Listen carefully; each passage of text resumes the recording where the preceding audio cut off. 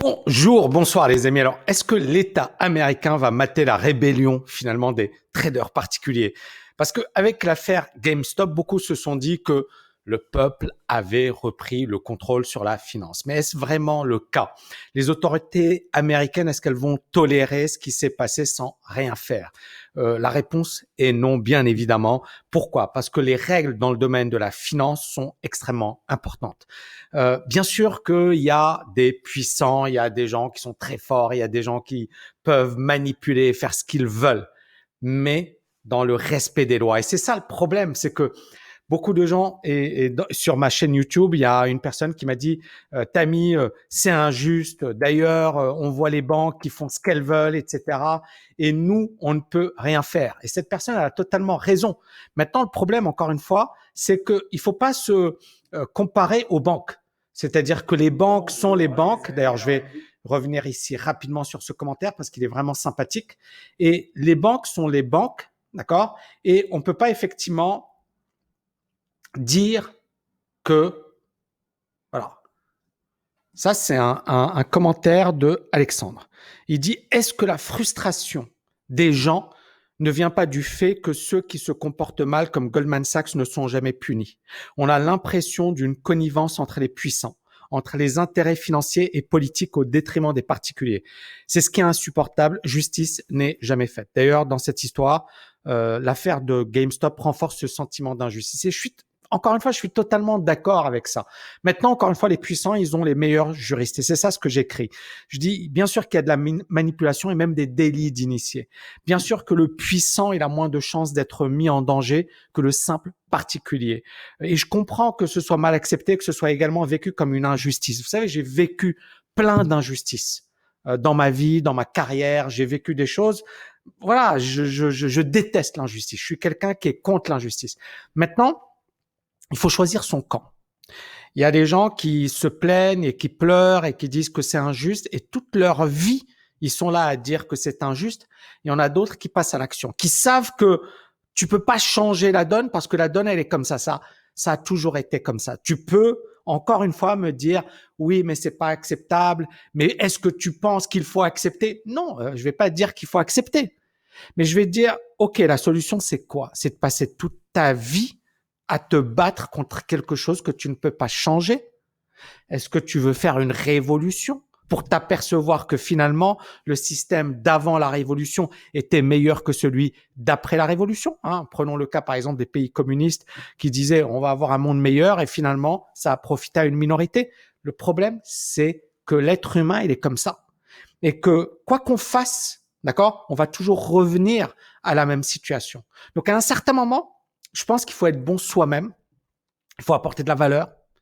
Il faut avoir des valeurs. Et puis, bien évidemment, avoir un impact à son niveau. Plutôt que de se dire, la révolution, on va tout changer. Moi, j'y crois pas. J'y crois pas. Et puis, l'autre point important, c'est que un système, clairement, il y a des choses bonnes et il y a des choses mauvaises. Dans le système actuel, il y a des choses qui sont dégueulasses et il y a des choses qui sont excellentes. Mais malheureusement, beaucoup de gens ne le voient pas. Ils voient que les choses négatives et ils ne voient pas les bonnes choses. Donc, il faut être capable d'être nuancé. C'est mon job. Moi, c'est ma philosophie plutôt. Alors ici, pourquoi je vous parle justement de est-ce que l'État américain va mater les traders particuliers? Regardez ici, ça c'est aujourd'hui, aujourd'hui, hier. Janet Yellen, c'est la ministre de l'économie américaine qui va rencontrer les régulateurs sur GameStop et sur la volatilité de marché. Et elle va rencontrer le président de la Fed, elle va rencontrer le président de la SEC, donc l'équivalent de l'AMF, et la CFTC, c'est-à-dire les gros bonnets des marchés financiers. Donc, et c'est la ministre de l'économie. Donc, on est sur du très lourd. Et donc, vous voyez ici, Janet Yellen a dit qu'elle allait faire un meeting avec les top régulateurs financiers pour parler de la volatilité récente, notamment sur GameStop.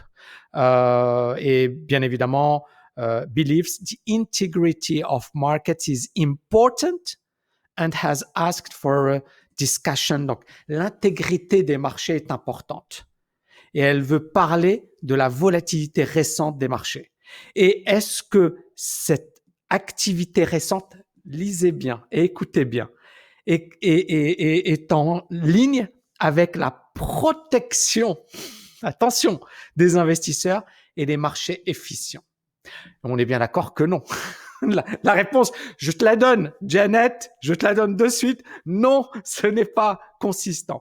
Donc, ça veut dire quoi? Ça veut dire qu'on va faire des réunions pour parler de quelque chose dont tout le monde sait que non, il y a eu un gros décalage par rapport à l'efficience des marchés, mais on va quand même faire cette réunion. Mais pourquoi on va faire cette réunion? Juste pour dire, ouais, ce qui s'est passé, c'est pas logique. Et donc, on va devoir réguler tout ça et on va devoir mater probablement soit les forums, soit les meneurs de jeu pour dire, voilà, on va montrer l'exemple. On va dire, ah, vous avez fait ça. Voilà ce qui va vous arriver si vous faites la même chose.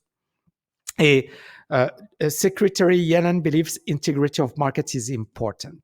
L'intégrité des marchés est importante. Donc effectivement, un groupe de traders qui sont liés pour faire monter les cours.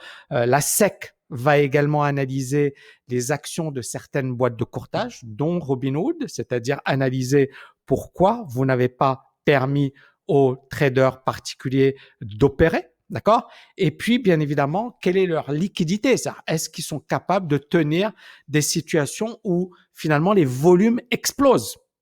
Parce que ici, Robinhood a interdit à des investisseurs d'acheter les actions sur GameStop ainsi que 12 autres sociétés. Et bien évidemment, ils avaient des problèmes avec les, comment dire, financial requirements, les exigences financières, les exigences de capitaux. Et donc, les analystes, pas mal d'experts, anticipent des règles beaucoup plus strictes de la SEC sur les courtiers, d'accord, de manière à s'assurer qu'ils aient suffisamment de capitaux durant les périodes de forte volatilité. Rappelez-vous ce que je vous avais dit. C'est exactement ça. C'est-à-dire qu'ils vont dire, ah oui, la volatilité est trop importante. Ben, il va falloir avoir plus d'argent. On va plus permettre le levier. On va empêcher, voilà. Et il va y avoir des règles qui vont presque donner raison à Robinhood et qui vont presque permettre à des sociétés d'interdire le trading quand on a effectivement, par exemple, des groupes, etc. Je pense qu'on va aller dans ce sens.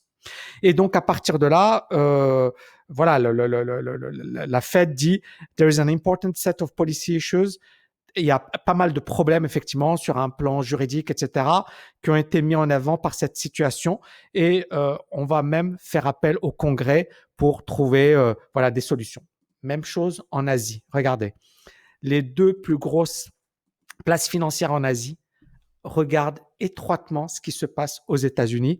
Et Hong Kong, donc la grosse place financière, a averti les investisseurs sur les risques du trading sur des actions volatiles, notamment les actions cotées aux États-Unis, comme par exemple GameStop. Les investisseurs doivent gérer de manière prudente leurs risques dans les marchés volatiles.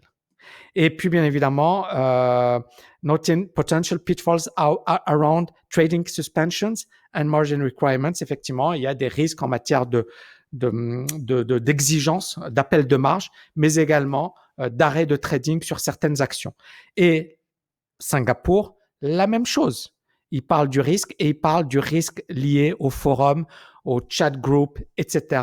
Le to beware, faites attention au potential pump and dump schemes, c'est-à-dire effectivement le fait de faire monter une action et de la faire baisser fortement.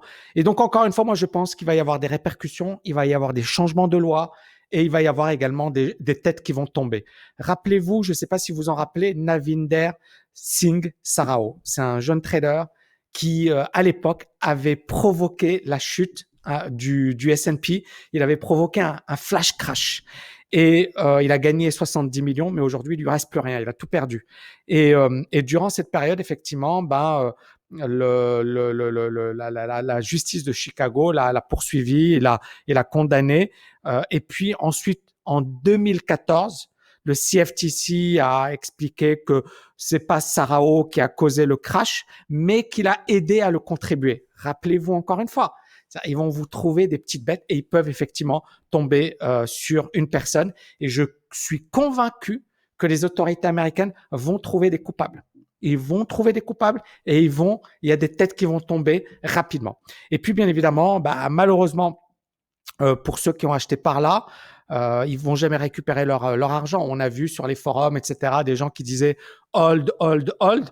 Je pense que ceux qui sont positionnés par là, tant mieux. Et s'ils sont bien positionnés, tant mieux. Mais il y en a beaucoup, beaucoup, beaucoup qui vont perdre gros. Alors, dites-moi ce que vous en pensez, les amis. Est-ce que vous pensez que l'État américain va vraiment, vraiment, vraiment mater les traders particuliers? Ou alors, est-ce qu'on va avoir finalement une situation voilà, on va se dire, OK, c'est normal ce qui s'est passé. Dites-moi en commentaire ce que vous en pensez. De temps en temps, je vais commencer à réagir à l'actualité, etc. Dites-moi si ce format vous plaît pour véritablement vous apporter de la valeur et pour être rapidement sur les faits d'actualité. Je vous dis à bientôt. N'oubliez pas de liker, de partager, de vous abonner. Ciao, ciao, ciao.